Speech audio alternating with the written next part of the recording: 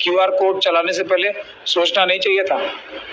और QR code का क्या उसमें ये बात सामने नहीं आएगी, ये तो एक जैसा QR जो पिटीशंस है बिल्कुल डिट्टो है, तो ये तो किसी एक आदमी के कहने पे भेड़ चाल वाली पिटीशन है, इसको कह के नजरअंदाज जेपीसी कर सकती है इसको।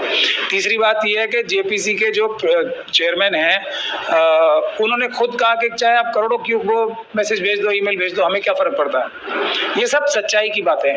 तो क्या हमारे जो इतने ज़हीन या क़यादत है, ज़हीन है या नहीं है, ये लोगों को डिसाइड करना है। वो बिना कुछ सोचे समझे कोई काम कर देते हैं या आरएसएस के इशारे पे काम करते हैं, ये दो ही सवाल बाकी बचे हैं और तीसरा कोई नहीं है। कोई ऐसा कारगर कारनामा तो इन्होंने आज तक कोई किया नहीं। किसी मुद्दे पे, बाबरी मस्जिद से लेके ट्रिपल तलाक से लेके किसी भी मुद्दे पे आज तक कोई कारगर काम किया हो, कोई केस ये जीते हो, कोई केस में इन्होंने कुछ फायदा उठाया हो नुकसान करने के अलावा। अभी लेटेस्ट ये बुलडोजर वाला ऑर्डर लिया है 15 दिन के लिए और पूरे देश में ऐसा कर दिया जैसे अब आज के बाद बुलडोजर चलेगा ही नहीं। तो ये 15 दिन का ऑर्डर है और इसमें और नुकसान होगा। अब जो कुछ हमारे जैसे लोग हैं जो एक दूसरा पॉइंट ऑफ व्यू रखते हैं, तो ये हमसे बात करके क्यों नहीं चलते? मेरी सिर्फ इनसे इसी बात की वो है, इख्तिलाफ किस बात का है। मुझे कोई इनकी जगह मस्जिदों में जाके या जो इन्होंने इतने बड़े बड़े इदारे बना रखे हैं उसमें कोई हिस्सेदारी थोड़ी चाहिए। ये कमाए हजारों करोड़ रुपए और ये खाएं हजारों करोड़ रुपए, इनको हजम होंगे, मुझे नहीं होते वो हजम, मुझे चाहिए भी नहीं। मेरा कहना ये है कि ये अपने जाती लालच की वजह से या अपनी कम जहानत होने की वजह से इस फील्ड में ये जो एक तरीके से जद्दोजहद चल रही है संविधान को खत्म करके नहीं, मनुस्मृति लाने की, उस फील्ड में इनकी जानकारी है नहीं कुछ, तो ये उस फील्ड में टांग क्यों अड़ाते हैं? हम जैसे लोगों से जो दूसरे इस फील्ड को जानने वाले हैं, इस फील्ड के एक्सपर्ट हैं, उनसे बात करके क्यों नहीं चलते? ये हमारी लड़ाई है। और दुनिया भर में सबको पता है कि रास्ता क्या है। एक बेईमान संस्था आरएसएस और बीजेपी की देश को खत्म करने के लिए बैठी हुई है, उससे लड़के अपना बचाव करने का सिर्फ एक ही रास्ता है ना, और वो है मजबूती के साथ पीसफुल प्रोटेस्ट करके, और कोई रास्ता काम आने वाला है ही नहीं। किसको आप चिट्ठी लिख के दे रहे हो? जिसने चिट्ठी को ध्यान ही नहीं देना, फाड़ के डस्टबिन में फेंकना है। किसको बेवकूफ बना रहे हो आप करोड़ों लोगों को कि जेपीसी में ये भेजने से कुछ हो जाएगा? क्या हो जाएगा? और हुआ क्या? वो सारे लोगों की लिस्ट पहुंच गई और उसका लेटेस्ट एग्जांपल जो मेरा एकदम, मैं जिस बात से डर रहा था और उसका एग्जांपल सामने इतना बड़ा लेबनान में आ ही गया। सारे पेजर्स जो है एक साथ फट रहे हैं। अब ये मोबाइल फोन्स का किस तरीके से मिसयूज करने की आपने खुद ही लिस्ट बना के दे दी कि ये लोग बेदार लोग हैं हमारे अंदर। ये सब चीजें इनको सोचनी नहीं चाहिए। इससे पहले भी तो एक तरीका जब ट्रिपल तलाक का था, ख्वातीन से सिग्नेचर कराए थे, उसमें सिग्नेचर ही कराए थे, नाम, number, phone number, telephone number तो नहीं दिया था ना कि आइडेंटिफाई कर दें।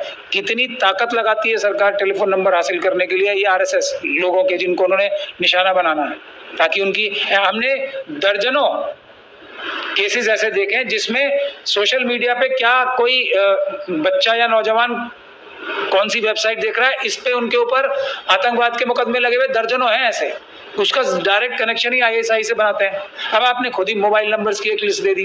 ये कौन लोग हैं जो बेवकूफ हैं या गद्दार हैं? ये फैसला मैं आवाम पे छोड़ता हूँ। ये बिना पूछे कुछ भी करते रहेंगे। लेकिन सर, जिस तरह से आप कह रहे हैं, तो क्या माना जाए कि लोगों ने तो ये जिस जेपीसी को भेजा कि हाँ इस कानून को लेकर के कि बदलाव होगा, मतलब जो चाह रही सरकार वो नहीं हो, तो आप कहना चाह रहे हैं कि ये डेटा कलेक्शन करके खुद हम लोगों ने दे दिया, हम लोगों को अपने लोगों को निशाना बनवाने के लिए दे दिया, ये मैं कह रहा हूँ। अब कोई अटैक सरकार करना चाहे, ये बेईमान भरे जो बेईमान ऑफिसर्स हैं सरकार के अंडर जो आरएसएस के अंडर काम कर रहे हैं, वो इनके खिलाफ कोई कानूनी कार्रवाई करना पड़ रहा है तो सबका निशाना बनवा दिया ना इन्होंने। दिल्ली दंगों के केस में जो चार्जशीट फाइल हुई है उसमें कितने सैकड़ों लोगों के मोबाइल नंबर्स जो उस वक्त सोशल मीडिया पे एक्टिव थे, क्या कलेक्ट नहीं किए थे? इतनी अकल नहीं है इन लोगों को। ये कहते हैं हम बड़े केसेस लड़ रहे हैं दिल्ली दंगों के। क्या कर रहे हैं मौलाना? इनको मौलाना कहना भी मेरे ख्याल से गुनाह है। क्या कहना चाहिए? इनके नाम से इनको एड्रेस करना चाहिए। ये मौलाना का लक़ब इनके ऊपर से हटाना चाहिए, क्योंकि मौलाना तो इतनी इज्जत की चीज़ है। ये मौलाना कैसे हो सकते हैं? ये है बुनियादी बात। इनको इनके नाम से ही पुकारा जाना चाहिए। ये पहला स्टेप होना चाहिए। ये मौलाना नहीं है। मौलाना वो होते हैं जो रसूल अल्लाह की सुन्नत पे चलें, सच्चाई, ईमानदारी, ईमान से काम करें। ये हैं ये अपनी इनकी पर्सनल एसेट्स चेक किए जाए, क्यों नहीं किए जाएंगे? हम सुप्रीम कोर्ट के जो जजेस हैं उनको मजबूर कर रहे हैं हम लोग, क्योंकि एक ऑर्डर आया था सुप्रीम कोर्ट का कि वो अपने एसेट्स बताएंगे, सारे वेबसाइट पे डालेंगे। सुप्रीम कोर्ट के जजेस ने उनको डालना बंद कर दिया, तो हम सुप्रीम कोर्ट के खिलाफ दबाव बना रहे हैं जजेस के खिलाफ कि आप अपने ऑर्डर्स मानो और अपने एसेट्स बताओ। ये मौलाना अपने एसेट्स क्यों नहीं डिक्लेयर करते हैं? क्या है इनका जरिया माश, क्या है, कौन है ये लोग? और ये मौलाना, मुझे अब आज के बाद से मैं कहना बंद करूंगा, मैं इनके नाम ले लेके पुकारूंगा इन्हें। ये मौलाना है? नहीं, समाज को जो रास्ता यही लोग दिखाते हैं। ये मौलाना नहीं है। मौलाना वो होते हैं जो साहिबा इकराम के रास्ते पे चले, मौलाना वो होते हैं जो रसूलुल्लाह के रास्ते पे चले, मौलाना वो होते हैं जो जिनके अंदर दिल में ईमान हो, जिनके अंदर डर ना हो अल्लाह के अलावा किसी से। ये एक पुलिस के कांस्टेबल से डरने वाले ये मौलाना कहलाने लायक हैं? बताओ मुझे आप। ये तो मौलाना शब्द के नाम पे धब्बा है। लेकिन कुछ लोग तो आप पे सवाल उठा रहे हैं सर कि आप डरा रहे हैं मुसलमानों को। नहीं, मैं तो डरा, स्कैन कर दिया, उनको डरा रहे हैं आप। मैं डरा रहा हूँ? मैं झेल रहा हूँ, मैं सबसे आगे रह के लड़ रहा हूँ। मैं इन मौलानाओं को क्यों नहीं सामने आना चाहिए? अगर ये अपने आप, सॉरी, जो ये लोग हैं जो बड़ी बड़ी तंजीमों में पदाधिकारी बन के बैठे हैं, ये 100, 200, 500 लोग प्रोटेस्ट पे क्यों नहीं बैठते? मेरे साथ बैठे। मैं डरा रही ना, मैं जब ये मुसीबतें आती हैं तो ये झेलने के लिए, उनकी हिफाजत करने के लिए मुझे सबसे आगे रहना पड़ता है। ऑलरेडी इतनी मुसीबतें, इतने केसेस मेरे सर पे हैं। ये लोग तो फंसाने के लिए काम करते हैं ना। इन्होंने कौन सा केस आज भी एक पुलिस अधिकारी के खिलाफ किया है, किसी सरकारी अधिकारी को जेल भिजवाने के लिए किया है? एक ये बता दें जो ये बड़ी बड़ी तंजीमों के मदनी बैठे हैं और जो भी बैठे हैं, ये बताएं मुझे। नहीं सर, अगले 4 दिन के अंदर नेशनल टेलीविजन, जिनको मैं क्रिमिनल्स बोलता हूँ, जिनको आप सब लोग रवीश कुमार के कहने से गोदी मीडिया कहते हो, ये इनको क्यों बुलाते हैं? कौन है ये?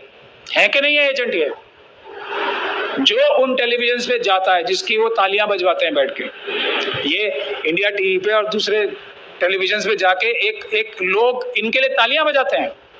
वो आरएसएस के सब लोग बैठे हैं ना इन चैनल्स पे। जब आरएसएस के लोग इनके लिए तालियां बजाते हैं तो समझ जाना चाहिए ना कौन है ये लोग।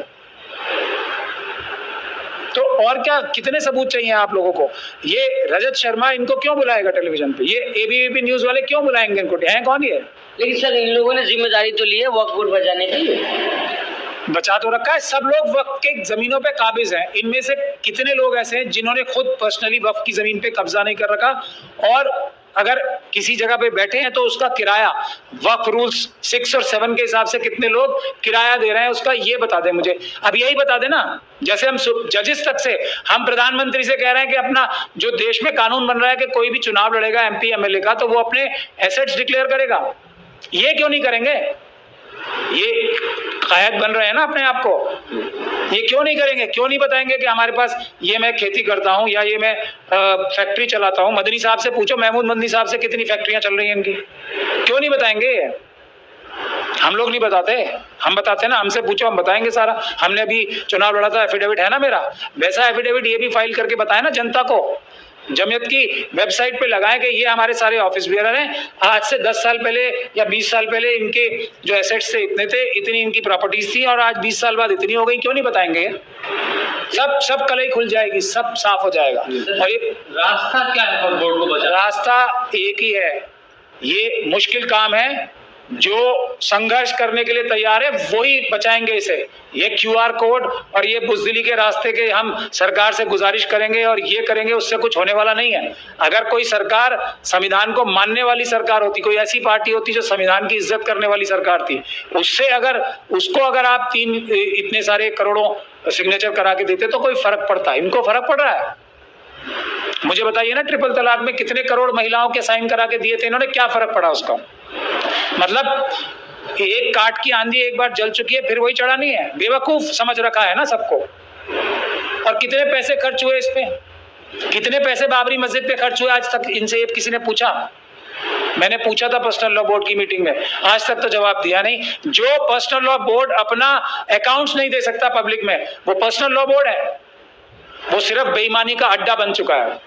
सिर्फ जमीर फरोशी का और बेईमानी का अड्डा है। तो आम मुसलमान क्या करे सर? आम मुसलमान तो उन पे भरोसा करते हैं ना, तो उलमाओं पे। इसीलिए ही बेड़ा गर्क हो रहा है। वो उलेमा नहीं है, मैं इसीलिए बता रहा हूँ आप लोग, वो उलेमा नहीं है। उलेमा के पास सबसे पहले ईमान होना चाहिए। कुर्बानी देने के लिए जो सबसे आगे है, इमाम कौन होता है?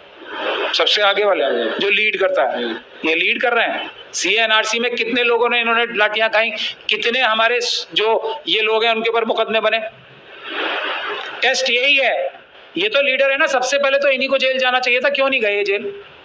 सरकार ने इन्हें क्यों बचा के रखा? बताएं, मुझे बताएं।